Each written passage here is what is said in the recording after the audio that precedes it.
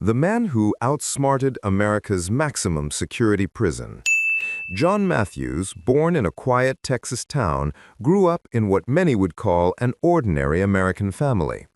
His childhood was filled with the routines of small-town life, shaped by the values of hard work and community. As an adult, he followed a familiar path, married young, raised children, and worked steadily as a mechanic. On the surface, nothing seemed unusual about his journey. Yet beneath that normalcy, deeper frustrations were slowly taking root. By the late 1980s, John began to feel increasingly disillusioned. Local economic struggles, combined with a growing distrust of government, left him searching for answers. That search led him into circles of domestic extremist groups. These organizations knew exactly how to tap into personal dissatisfaction and amplify fears of cultural decline. What began as curiosity soon became conviction, as John adopted a worldview far more rigid and suspicious than the one he had inherited. From my perspective, John's story reflects how ordinary people can drift toward extreme beliefs, not overnight, but step by step. It's less about sudden radicalization and more about unmet needs, fear, and the appeal of belonging. Understanding this process is uncomfortable but essential, because it reveals that the line between normal life and extremism is thinner than many of us would like to admit. In the early 1990s, John Matthews took a decisive step that would change his life.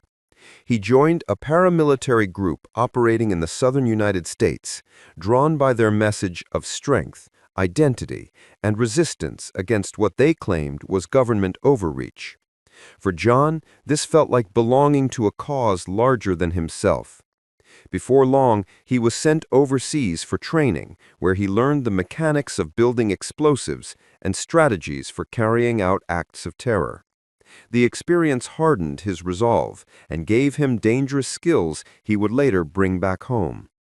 Upon returning to the United States, John's role shifted. No longer just a follower, he became an organizer. He helped design local operations, coordinated activities, and even began sketching ideas to target critical infrastructure. To outsiders, he was still the same mechanic, father, and neighbor. But behind closed doors, his world had taken on a far darker direction. From my point of view, John's path shows how extremism thrives on two key elements: purpose and power. Groups like these offer a sense of importance to people who may feel overlooked. It's chilling but important to recognize that behind every radical act is often an ordinary person who once simply wanted to matter. When law enforcement finally noticed John Matthews, his record began to fill with arrests. Yet most of the charges brought against him were surprisingly minor: fake documents, immigration violations, and other technical offenses. Rarely did the system treat him as the serious threat he was becoming. Each time he slipped through with a lighter penalty, it only confirmed his belief that he could continue his underground activities without facing real consequences. What should have been a turning point in his life became instead a green light to go further. This weak response from authorities exposed a troubling gap in both law enforcement and national security. John was not an isolated figure. Others in extremist circles watched closely, learning that the system often failed to connect the dots. By not addressing the core danger, the justice process unintentionally gave room for these groups to grow stronger and more confident. From my perspective, this part of John's journey highlights how dangerous complacency can be. A justice system that looks tough on paper but soft in practice risks creating the very problems it seeks to prevent. To me, the real lesson is that accountability must be firm, consistent, and early. Otherwise, extremism finds fertile ground to thrive. During one of his detentions in a federal security facility, John Matthews pulled off an escape that shocked many. The opportunity came not from elaborate planning, but from a simple oversight. Inside the facility, there was a restroom with a loose window frame.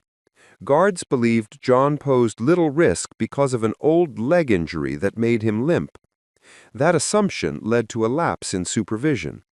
Seizing the chance, John carefully removed the frame, squeezed his way out, climbed the fence, and vanished into the night. What seemed almost impossible became reality because a series of small mistakes